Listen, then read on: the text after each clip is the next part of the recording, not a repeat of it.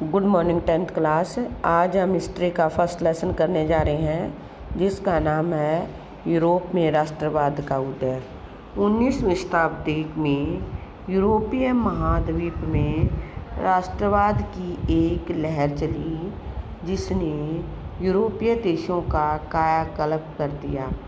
Germany, Italy, Romania आदि नवनिर्मित देश कई अक्षेत्रीय राज्यों कर मिलकर बने। कौन कौन से थे? जर्मनी, इटली, रोमानिया, ये नवनिर्मित देश थे और ये किससे मिलके? अक्षेत्रीय राज्य, वहाँ के जो अपने राज्य थे उनसे मिलकर बने थे, जिसकी राष्ट्रीय पहचान समान थी। यूनान, पोलैंड, बल्गारिया आदि स्वतंत्र होकर राष्ट्र बन गए। यूनान, पोलैंड और बल्गारिया भी अधीन थे, गुलाम थे। ये स्वतंत्र हुए, इन्होंने अपनी स्वतंत्रता के लिए लड़ाइयाँ लड़ी और स्वतंत्र होने के बाद एक स्वतंत्र राष्ट्र बन गए। राष्ट्रवादी चेतना का उदय यूरोप में पुनर्जागरण काल से ही शुरू हो चुका था, परंतु 1789 ईस्वी की फ्रांसीसी क्रांति में यह सशक्त रूप लेकर प्रकट हुआ। कौन सा? राष्ट्रवादी चेतना का उदय। वैसे तो यूरोप में जब पुनर्जागरण काल आया तभी स्टार्ट हो चुका था, लेकिन इसको अधिक बल और बढ़ावा कहाँ से मिला? फ्रांसीसी क्रांति से। किससे मिला? फ्रांसीसी क्रांति से। 18वीं शताब्दी में कई देश जैसे जर्मनी, इटली तथा स्विट्जरलैंड आदि उस रूप में नहीं थे जैसे कि आज हम इन्हें देखते हैं। यानी जर्मनी, इटली तथा स्विट्जरलैंड ये स्वतंत्र राष्ट्र नहीं थे, क्योंकि आज हम इन्हें किस रूप में देख रहे हैं? स्वतंत्र राष्ट्र के रूप में। लेकिन 18वीं शताब्दी में स्वतंत्र राष्ट्र नहीं थे। 18वीं शताब्दी के मध्य जर्मनी, इटली और स्विट्जरलैंड राजशाहियों, डचों और कैंटनों में बटे हुए थे। यानी जो डच शक्तियाँ थीं और जो इन पर शासन किया था, जिनके शासकों का स्वायत्तता क्षेत्र थे, यानी डचों ने इन जर्मनी, इटली और स्विट्जरलैंड को अपने क्षेत्रों में बांटा हुआ था। इसी प्रकार पूर्वी और मध्य यूरोप निरंकुश राजतंत्रों के अधीन थे और इन क्षेत्रों में तरह तरह के लोग रहते थे। कहाँ पर? पूर्वी और मध्य यूरोप, जो कि निरंकुश राजतंत्र यानी निरंकुश सत्ताधारी राजाओं के अधीन थे और इन क्षेत्रों में अनेक तरह के लोग रहते थे। वे अपने आप को सामूहिक पहचान या किसी समान संस्कृति के भागीदार नहीं मानते थे। क्यों? क्योंकि उन पर राजतंत्र था, राजा का शासन था और वो भी कैसा था? निरंकुश, यानी किसी को कोई भी चीज़ मानने की इजाज़त नहीं थी। ऐसी स्थिति राजनीतिक एकता को आसानी से बढ़ावा देने वाली नहीं थी। कौन सी स्थिति? राजतंत्र यानी तानाशाही ऐसी स्थिति थी जो उनके अधीन देश थे, उनकी राजनीतिक एकता को आगे नहीं बढ़ने देने वाली थी। इन तरह तरह के समूहों को आपस में बांधने वाले तत्व केवल सम्राट के प्रति सबकी निष्ठा थी। फ्रांसीसी क्रांति से पहले फ्रांस एक ऐसा राज्य था जिनके संपूर्ण भूभाग पर, यानी फ्रांस के संपूर्ण भूभाग पर एक निरंकुश राजा का शासन था। फ्रांसीसी क्रांति का नारा स्वतंत्रता, समानता और विश्व बंधुत्व ने राजनीति को अभिजातीय वर्ग परिवेश से बाहर कर उसे अखबारों, सड़कों और सर्वसाधारण की वस्तु बना दिया। यानी जब फ्रांसीसी क्रांति का उदय हुआ तो उसमें क्या था? जो एक निरंकुश राजा था उसके विरोध में आवाज़ें उठने लगी, उसका बहुत ज़्यादा जनता ने विरोध करना शुरू कर दिया और फ्रांसीसी लोगों ने क्रांति का एक नारा अपनाया, जिसमें स्वतंत्रता, समानता और विश्व बंधुत्व ने राजनीति को अभिजातीय वर्ग परिवेश से बाहर आकर कहाँ पर अखबारों, सड़कों और सर्वसाधारण की वस्तु बना दिया। यानी उस नारे को इतना फैला दिया कि वो आम जनता तक पहुँच गया। 18वीं शताब्दी तक आते आते परिणाम युगांतकारी सिद्ध हुए। नेपोलियन की संहिता इसे 1804 में लागू किया गया।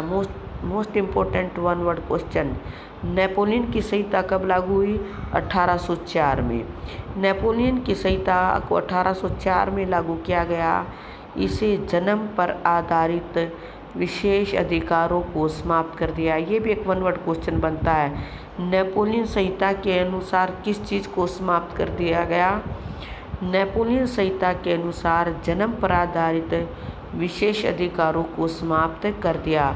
जैसे कि राजा था तो राजा का जो परिवार था पीढ़ी दर पीढ़ी शासन करता रहता था, लेकिन जब नेपोलियन की संहिता 1804 में लागू हुई तो इसे जन्म पर आधारित विशेष अधिकार जो थे उनको समाप्त कर दिया गया। इससे न केवल न्याय की समानता स्थापित की बल्कि संपत्ति के आधार को भी सुरक्षित किया। किसे?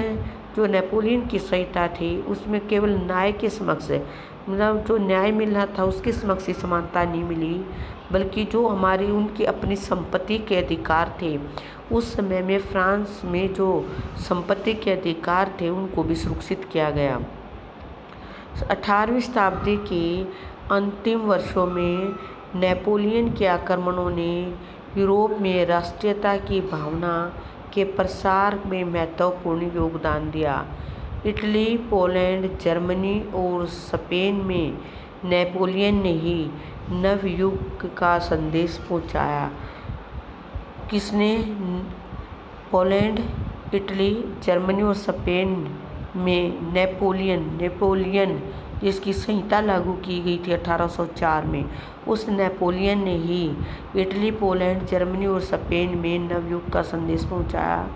नेपोलियन के आक्रमण से इटली और जर्मनी में एक नया अध्याय आरंभ हुआ। उसने समस्त देश में एक संगठित एवं एक रूप शासन स्थापित किया। समस्त यानी पूरे देश में। जर्मनी में क्या हुआ? नेपोलियन के आक्रमणों से इटली और जर्मनी में एक नया अध्याय शुरू हुआ। उसने समस्त देश में एक संगठित एवं एक रूप शासन स्थापित किया। इससे वहाँ राष्ट्रीयता के विचार उत्पन्न हुए। इसी राष्ट्रीयता की भावना ने जर्मनी और इटली को मात्र भौगोलिक अभिव्यक्ति की सीमा से बाहर निकालकर उसे वास्तविक एवं राजनीतिक रूप प्रदान किया। किस चीज़ ने? राष्ट्रीयता की भावना ने, जो कि नेपोलियन के द्वारा 1804 की संहिता से लोगों में आई थी। उसने क्या किया था?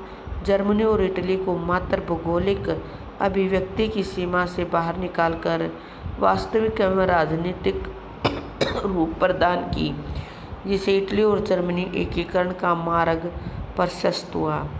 जो मुख्य घटनाएं घटी थी वो क्या हुआ था? 1789 में फ्रांसीसी क्रांति हुई थी। 1804 में नेपोलियन संहिता हुई थी। 1804 और 15 यानी 1804 और 1815 के बीच तुर्क साम्राज्य के विरुद्ध सर्बियाई क्रांति हुई थी। 1814 में डेनमार्क नॉर्वे के विरुद्ध नॉर्वे की स्वतंत्रता की कोशिश की थी। 1815 में वियना कांग्रेस की संधि हुई थी। 1821 से और 32 तक यूनान का स्वतंत्रता संग्राम तथा ऑटोमन साम्राज्य स्वतंत्र हुआ था। 1830 और 31 में बेल्जियम की क्रांति हुई थी। 1830-31 में पोलैंड और लिथुआनिया की क्रांति हुई थी। 1846 में भारत पोलैंड में क्रांति हुई थी। 1848 में हंगरी, इटली, जर्मनी और राष्ट्रवादी विद्रोह हुए थे। 1859 से 61 तक इटली का एकीकरण हुआ था। 1863 में पोलैंड का राष्ट्रीय विद्रोह हुआ था।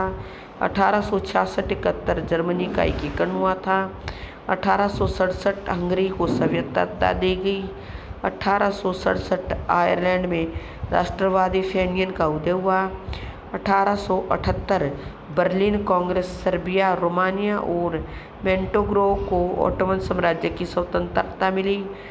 मतलब हमने जो पॉइंट पढ़े थे, वन वर्ड क्वेश्चन है ये। वन वर्ड क्वेश्चन, ये वो क्वेश्चन है जिनमें सन उठते हैं, तो आप इनको अच्छी तरह ध्यान से याद करना। Okay, thank you.